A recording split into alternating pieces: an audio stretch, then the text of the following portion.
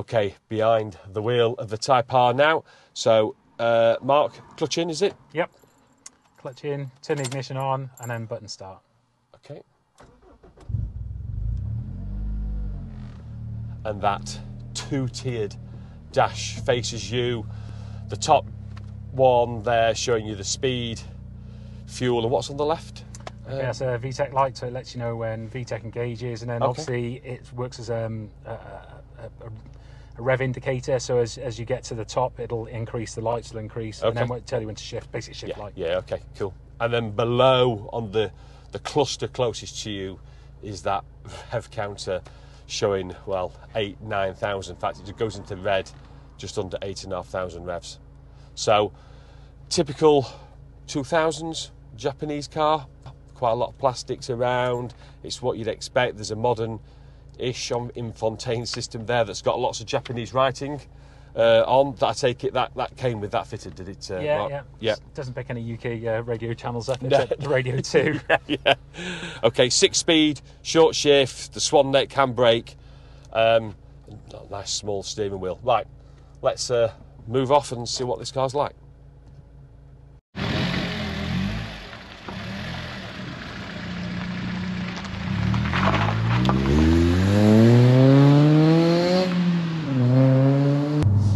Just pulling off the first time, and the steering, yeah, really heavy to start off with, just pulling off from that lay-by there. Does feel quite firm, definitely on the firm side for sure. And we are going down a notoriously bad bit of road shortly as well. The A-pillars are huge, aren't they? Yes. They feel really, really big. Almost like a big blind spot there. Yeah, it does. It is a bit like that. I've not noticed them in the little tiny little windows.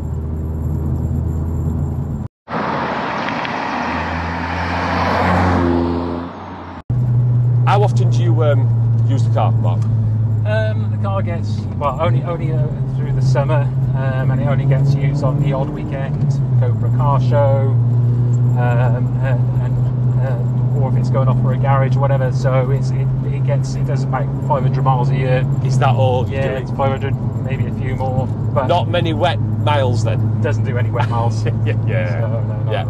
And you have treated the car? Yeah. So the car's been. So I've done a load of undersealing work additional to what Torque GT did initially, behind the bumpers, all the box sessions, behind the sills, inside the sills. And well, what did you use for that?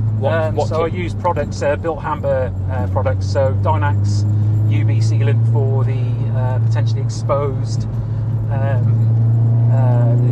parts, and Dynax S50 for all the cavity filling. Yeah, that's exactly what I used on my Mark 1 MX-5 many years ago. And then outside of the car, I've had the car ceramic coated by OCD detailing in Livney. Okay.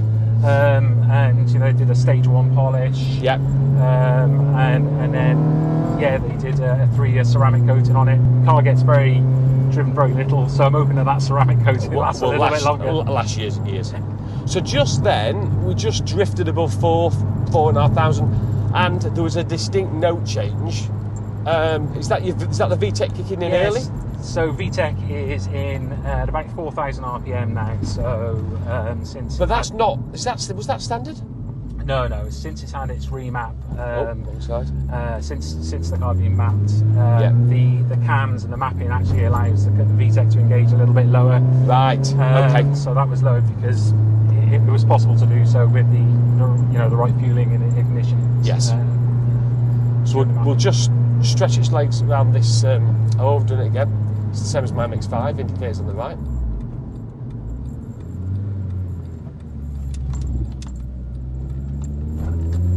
Nice smooth road this. So 4.5.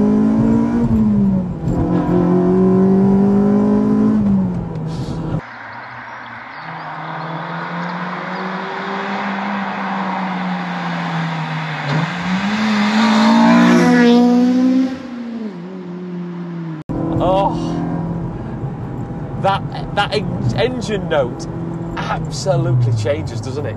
As soon as you flick into that VTEC zone, it just screams at you, and I just, it feels like I'm doing something wrong. I'm shifting at 7. I daren't take it up to 8,000. It's just screaming the monkeys off it. What a change in character there.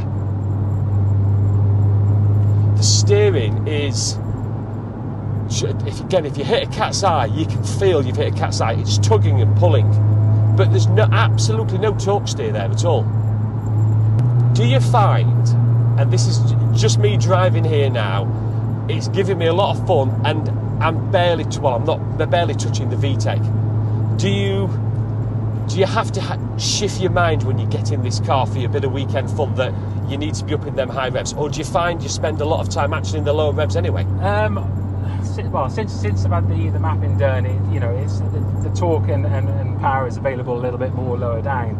If I do want to put my foot down and I want to have a laugh, then yeah, I can drop it a couple of cogs. Yeah. And away you go. And to be honest, it does actually, it can bring the worst or the best out of you every now and then. So if you want to put your foot down and you want to motor along, you can. If you keep it on the boil, it's really good fun, and it's quite addictive. So. But just then, that's been a really nice fast blow along there, and I've kept it under the VTEC. Because you don't actually have to be in the VTEC to enjoy it. No, the chassis is really good on the car. So you can be moving along. There's enough drivability, drivability within the gears to be able to sort of kind of move quite swiftly. Yes. Without having to sort of kind of absolutely rev the nuts off it everywhere. All the time to get the enjoyment. Yeah, no, you don't have to. It is actually a pretty good all-rounder. But if you really want to motor along, then you can go a bit Asbo if you want to. Yeah. The brakes are sharp and progressive, and because it's not a heavy car as well, you look at it and you think it's heavier than it is. It doesn't drive like a heavy car at all.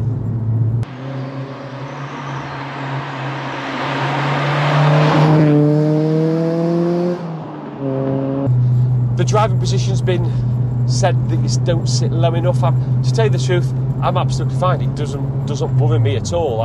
The driving position feels absolutely great for me. It's certainly not anything I would be unduly concerned about. The pedals are nicely positioned, and the gearbox, considering it's an oldish car now, 17-year-old car, is a delight to change. And the thing is with cars like this, you don't have to be absolutely caning them to get enjoyment as well. This is fast enough for 99% of conditions on the road. You do not need a faster car than this. And this is about, did you say 260, 270 horsepower? Yeah, between that, yeah. It just feels so mechanical. Everything about the car, specifically that steering. It feels like there's absolute connection between you and the front wheels. You know exactly what you want to do, and it encourages you to drive harder. Come on, put your foot in, get more revs on it, because you just know the car will do it, and it feels light on its toes as well. And this has got independent rear McPherson suspension as well, hasn't it? Yeah. Compared to the FN2, again, people complained about the FN2 being a standard torsion beam axle, yeah. And we talked earlier about how they got the K20A engine as far back as possible, didn't they? Almost under the bulkhead behind that front axle as well. Yeah, that's it for weight distribution. Yeah.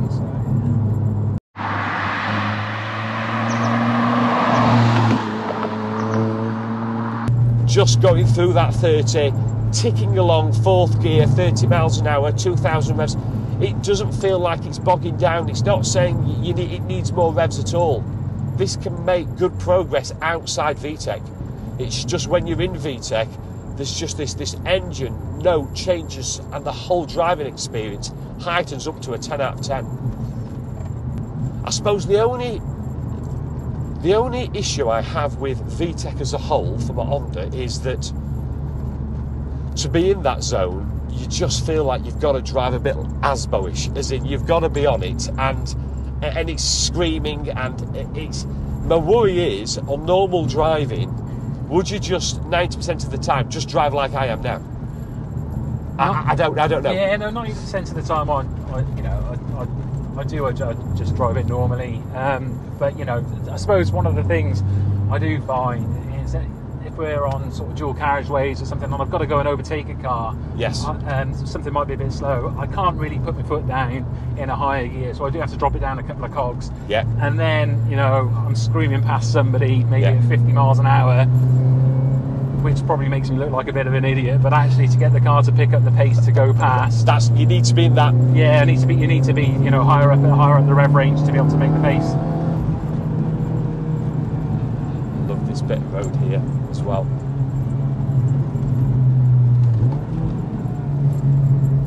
Oh, the turning. Oh. How can you not love this car? It's absolutely so mechanical feeling. But I just, yeah, not being my car, but being a VTEC and high revving, the times I feel like I'm able to go in that zone is so short-lived. But the way it took that left-hand corner there, it's direct. There's no whiff of understeer at all. Right, what we're going to do, we're going to head back to the car park. We're going to pull in and we're going to Mark's going to take us out in the car.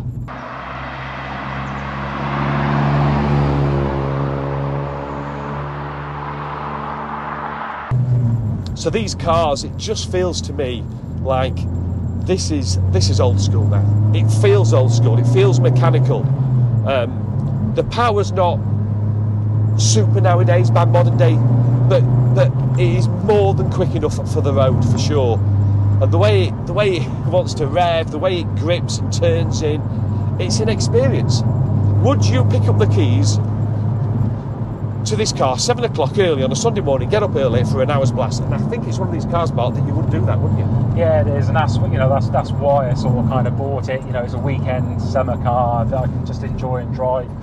You know, every now and then, like I said, or if we're going to car shows or whatever, I just like to sort of kind of show it off a little bit, but also to be able to go and drive it and enjoy it. You know, there's not many cars these days that give you the same sort of feel, really, and that's what I like, is that direct feeling and drivability, that the connection that you have with the car. And these have this era's gone. That's it. We're never coming back to these cars ever, and they're just going to become. I mean, this is already a rare car, and it's only going to become rarer and rarer.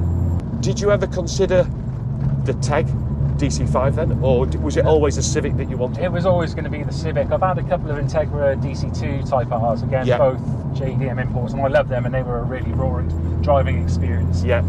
Again, the B18s in them, you know, not hugely torquey, but really revvy, but the driver engagement was really good, and that's what I wanted again, so that's why I looked, you know, at the FD2 and sort of tick the boxes for what I was looking for. So is this a car you will move on and go on to something else, or is this a car that you've bought it and you know what, it's a long term? The plan is long term, really. You know, that you aren't going to be able to get anything like this again in the future. You know, I'd sourced the car I wanted. It doesn't get driven, you know, a huge amount, and the reason I've sort of kind of bought it is, you know, to sort of kind of keep it for a very long time. Right. And just because I don't think I'll ever get anything like it again, and it gives me a load of enjoyment every time I drive it. And when we're all driving around in electric milk floats in 15, 20 years' time, it will be as far removed as possible. Yeah, exactly. So I'll be one of the lucky few. Yeah, and just looking across now at that, I said that two-tier dash, you almost argue why other manufacturers didn't think of things like that. And Honda were always, with the Prelude, with the S2000, they were always exploring with things like the digital dashers and the rev counters moving over from left to right. And this is another one. Again, it's quite futuristic, cutting edge at the time.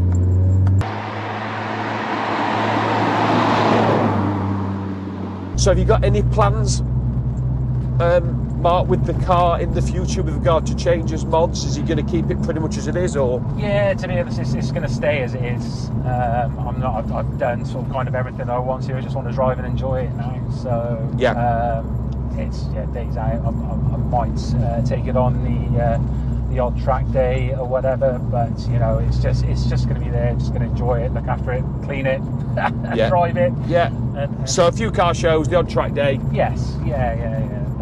that's the plan. So. And what's the mileage on this again? 57. It's 57. Yeah, 57,000. Okay. Just Okay. So that's super low mileage as well, and it feels it.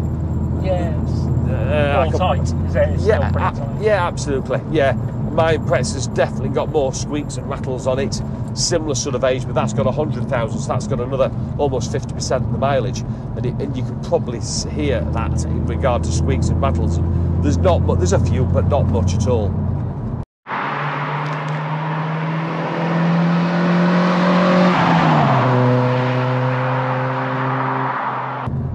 I feel like I noticed the firmer suspension more sat here.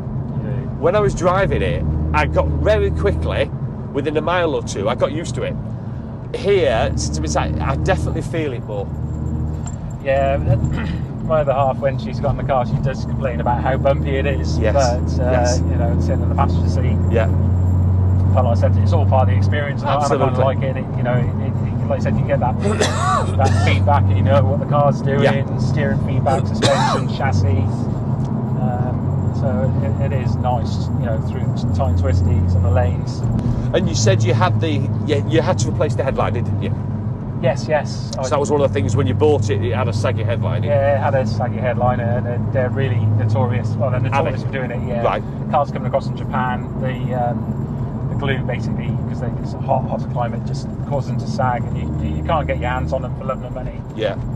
So how can I ask roughly how much was that to get that done? Or can you not ask because the missus might watch the video? Okay, I'll bleep this bit out. It's far more than you'd expect a headliner would be. For a bit of cloth. For a bit of cloth, essentially. And it was also a nightmare to fit as well, because you can't get the one piece in. It's like a cardboard backing. So the guys who fitted it had a real tussle issue trying to get it in through the doors. Yeah.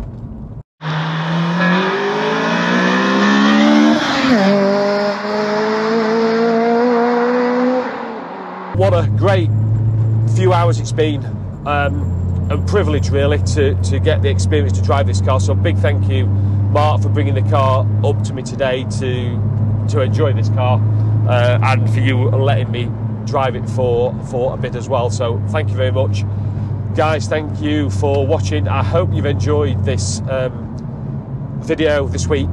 If you have, as always, please thumbs up, subscribe, and stay tuned. Another video next week. Thanks, guys.